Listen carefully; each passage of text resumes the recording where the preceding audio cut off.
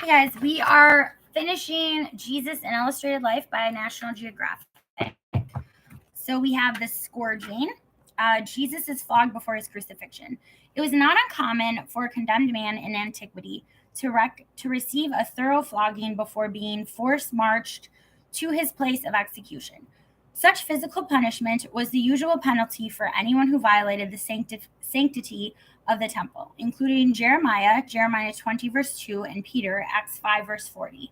But others suggest that scourging had a more specific function, to weaken the prisoner by inflicting blunt trauma and blood loss. All right, so flogging's purpose was to hasten the condemned man's death on the cross, particularly in the Middle East, where daytime temperatures were often hot and Roman soldiers were relatively thin on the ground. It was Jesus' misfortune that the soldiers stationed at the Antonia were not Roman legionaries, but auxiliary forces. The creation of standing Roman armies or legions was only a recent development initiated by Emperor Augustus, but these highly trained troops were typically garrisoned in provinces that could afford to pay for them through local taxes. The nearest Roman legion was the 10th Frontinus, based in Antioch, the headquarters of the Roman governor of Syria and Palestine. Judea, by contrast, was poor, and its tax yields hardly justified the cost of a full Roman legion. As a result, Pilate had only a few Roman cohorts at his disposal at his headquarters in Caesarea.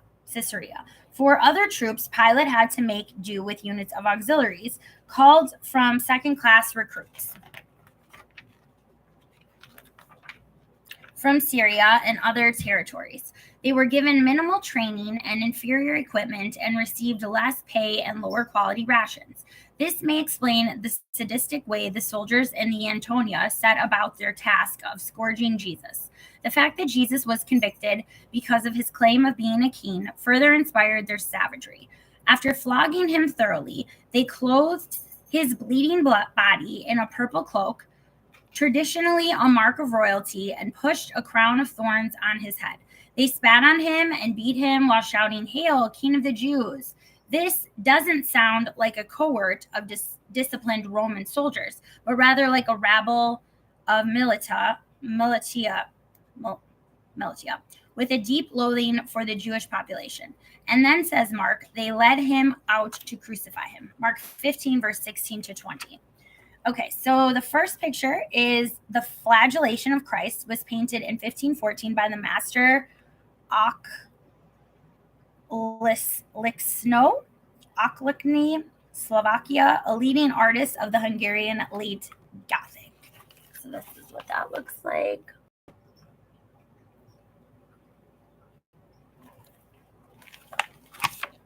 Okay, and then there are key sites of the Passion. This is like a map of. Doesn't actually say, but it's got the Temple Mount, Royal Portica, Hudia Gates, Tironian Valley, Upper City, Herod's Palace.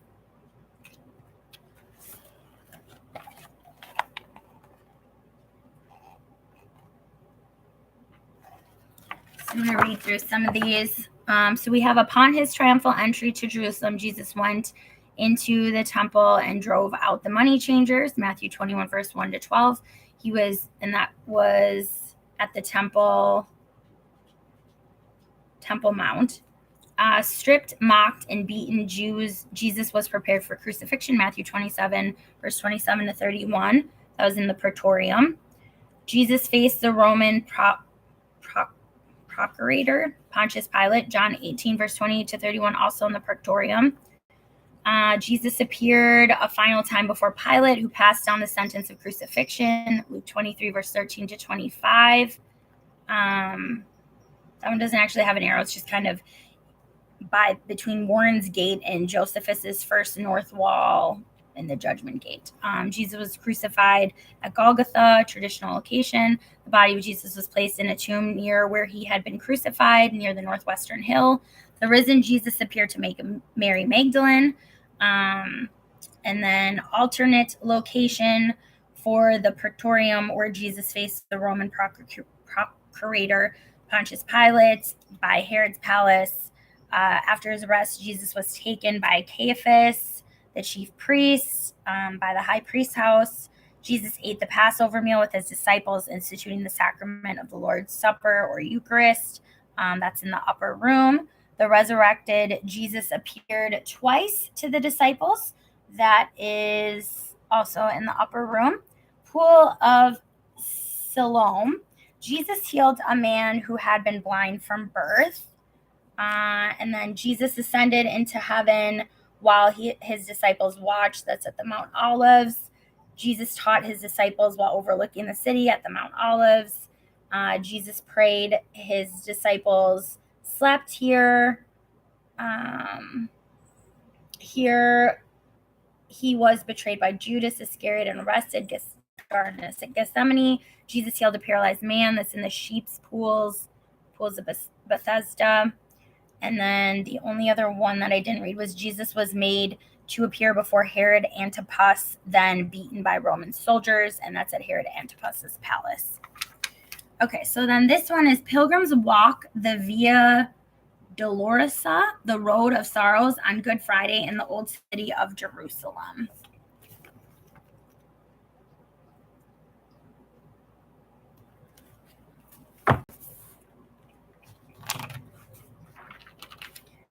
Okay, then we have the crucifixion. Jesus is nailed to the cross. The cross Jesus carried was not a true full-size cross, Mark 15, verse 21.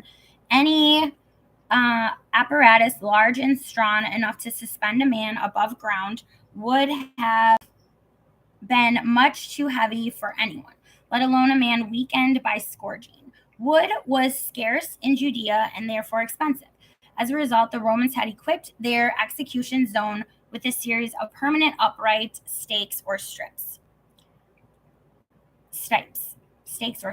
This meant that the condemned would carry only the crossbeam known as patibulum, but such a beam still weighed between 70 and 80 pounds. Inevitably, Jesus stumbled under the weight on his way to the killing ground. Annoyed, a Roman officer looked around and spotted a passerby, a solidly built man who went by the name of Simon of Cyrene. Without further ado, Simon was pressed into service to carry the beam for Jesus. Mark 15, verse 21. A short time thereafter, Jesus had other condemned men arrive at the place of execution, known as Golgotha in Aramaic and Calvaria or Calvary in Latin. It meant appropriately the place of the skull. Here, the condemned men were subjected to one last indignity. They were stripped in open defiance on the modesty so prized by Jews. Naked, Jesus was forced to lie down on the ground while his arms were quickly bound to the patibulum with henna rope. Although Christian art invariably shows Jesus with nails through both palms, a hand is too soft to sustain the weight of a human body. Instead, the nail was driven through a spot just below the wrist between the radius and ulna bones of the upper forearm. Roman nails were longer than the average modern nail, some 6 inches, 15.25 centimeters in length, with a square shaft, some 3/8 inch, 1 centimeter in width. Next, two burly soldiers picked up the beam which Jesus attached, and using ropes or ladders, raised it over one of the upright stakes, slamming it onto the notch on top. Jesus was now suspended from a cross in the shape of a capital T, known as a tau cross. His ankles were then pushed sideways into a small wooden block, shaped in the form of a U. This block was affixed to the bottom of the upright stake by driving a long nail through both of Jesus' heels and the block, ending in the wooden post. Suspended in this posture, hanging by one's forearms, it is very difficult to breathe. To take a breath, the condemned person must lift himself up. By doing so, he puts great strain on his nailed arms and feet, bringing on fresh waves of pain. The torment of crucifixion is therefore largely self-inflicted. For 5 unbearable hours, Jesus struggled on the cross while the sun slowly tracked across the killing field. And then Jesus sagged against the nails that held him. He no longer had the strength to force air into his lungs. The young rabbi from Nazareth likely died of asphyxiation, compounded by shock and loss of blood, shortly after the 9th hour at approximately 3:10 p.m. Okay, where was Golgotha? It is impossible to reconstruct the route of the Via Dolorosa, the road that Jesus walked to his place of execution. The layout of Jerusalem in Jesus' day no longer exists, but the location of Golgotha is better documented. Pilgrim accounts indicate that Emperor Hadrian ordered a Venus temple built on the spot. In its place rose the Church of the Holy Sepulchre. Though it would be destroyed several times, its current form dates from the 12th century during the Crusader period. Worshippers surround the restored edicule in Jerusalem's Church of the Holy Sepulchre.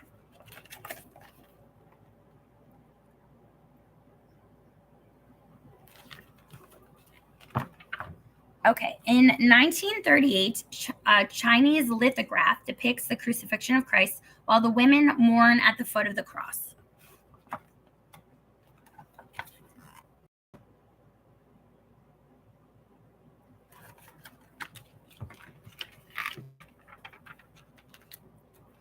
Okay, Italian Renaissance artist Paolo Veronese, 1528 to 1588, painted Christ carrying the cross in 1571. This quote.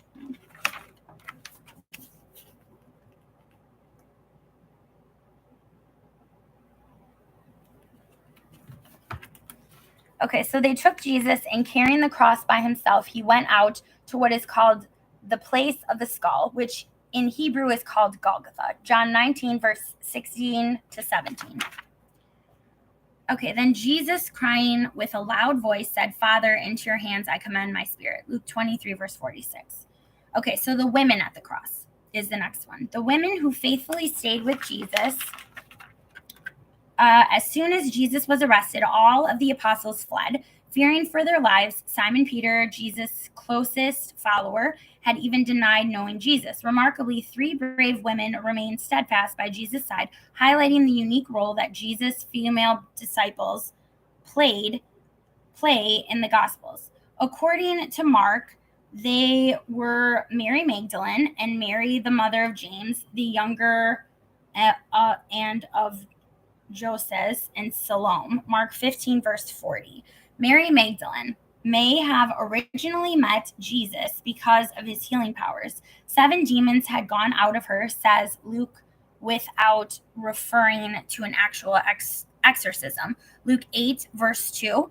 This may suggest that Mary had a chronic disease, which in antiquity was often associated with evil spirits. Mary defied the stereotype of a young Jewish woman in first century Galilee. Whereas unwed women were usually restrained from leaving their home without a relative as an escort, Mary went boldly where Jesus went, and she and other women provided for them out of their resources.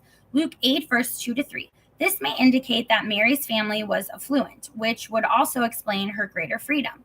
Salome is arguably the mother of Zebedee's sons, James and John, who were in their boat mending their nets when Jesus recruited them. Mark 1, verse 16 to 19. The reference to the other Mary is more mysterious. Earlier in this gospel, Mark states that Jesus had 4 brothers, James and Joseph and Judas and Simon.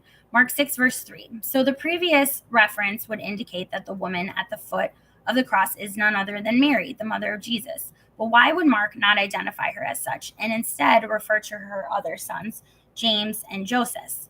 The answer is not clear. Mary appears twice more in Mark's Passion story, but once again, she is described as either Mary, the mother of Joseph, or Mary, the mother of James, respectively, Mark 15, verse 47, 16, verse 1. Luke 2 refers to this eyewitness as Mary, the mother of James, Luke 24, verse 10. The fourth gospel, that of John, identifies a different group at Jesus' cross. His mother and his mother's sister, Mary, the wife of Clopas, and Mary Magdalene. John 19, verse 25. The Greek name for Clopas is Alphaeus. If John is correct, then both the mother of Jesus and the mother of James, son of Alphaeus, would have been standing at the cross. So we have between 1952 and 1962, Italian artist Antonio Ligabue, 1899 to 1965, painted the Crucifixion depicting Mary and Mary Magdalene.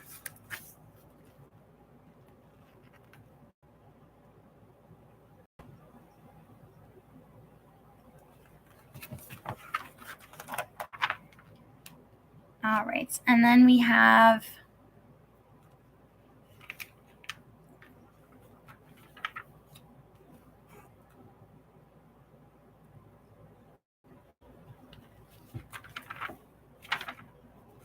I think this is part of the tomb one, so we'll wait. The empty tomb. Jesus is raised from the dead. Joseph of Arimathea is an enigmatic figure. He appears now nowhere else in the Gospels. As Mark explains, he was a respected member of the council who was also himself waiting expectantly for the kingdom of God. Mark 15, verse 43, this clearly suggests again that Pharisaic members of the Sanhedrin, such as Joseph, had deep sympathy for Jesus' teachings. Matthew even calls Joseph a disciple of Jesus. Matthew 27, verse 57. Joseph went boldly to Pilate, a courageous act indeed, to petition him for Jesus' body. Joseph knew what fate awaited the corpse of a condemned man, and he wanted to spare Jesus his final indignity. Pilate was surprised by Joseph's request. He wondered aloud if Jesus was already dead. He knew that a crucified man could live for a very long time, but when the centurion assured him that Jesus had died on the cross, he granted the body to Joseph. Mark 15, verse 45. Perhaps a bribe changed hands given Pilate's nature. As Matthew tells us, Joseph was a rich man. Matthew 27, verse 57 to 58. But Joseph faced another challenge. It was late in the afternoon. Soon the sun would set and the Sabbath would begin. The law specified all burial formalities be concluded before the Sabbath, lest this holy day be defiled. First, he took the body and wrapped it in a clean linen cloth, Matthew 27, verse 59, and then lay the body of Jesus in a tomb that had been hewn out of the rock. Mark 15, verse 46. Usually a dead person's body was not only washed, but also wrapped in fragrant spices to mask the odors of decomposition.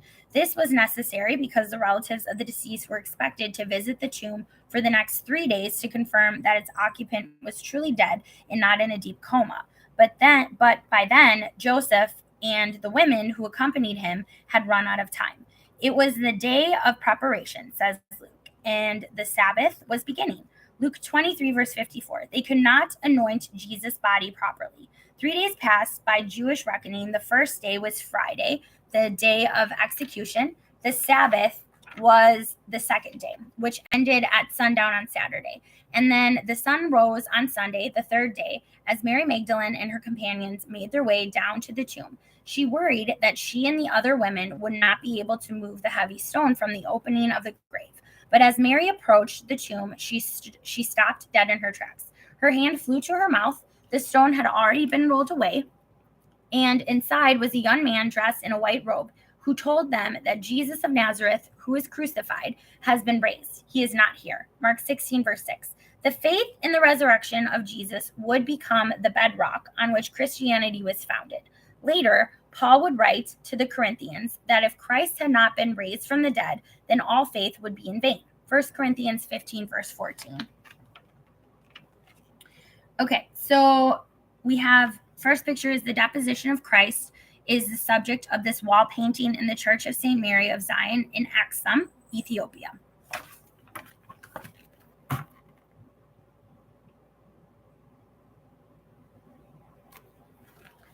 Then we have British artist Harold Copping, 1863 to 1932, painted The Women at the Sepulchre in 1927.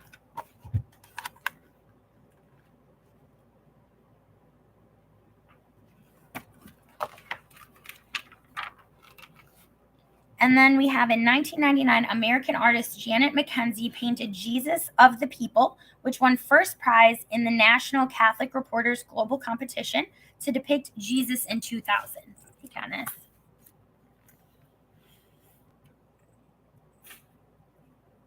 You're not supposed to be up here. Can you please get down? Thank you. Okay.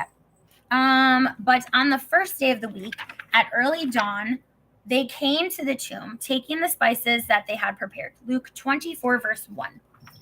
The jars of spices. St. John's Gospel states that the woman anointed Jesus' body with a mixture of myrrh and aloes from a man named Nicodemus. Spices weighing about 100 pounds. This fantastic amount equals some 75 pounds in our day, which clearly must be a poetic exaggeration. John 19, verse 39. While myrrh was essentially a perfume applied in powder form, aloe was an adhesive agent used to bind the ointments with the linen in which the body was wrapped. So myrrh and other spices in the timber market of Accra, Ghana.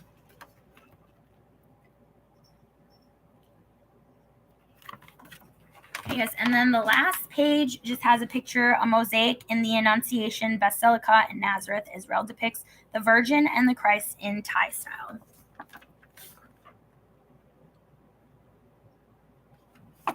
Okay, guys, that's it for National Geographic's Jesus and Illustrated Life. Thanks for watching. Bye.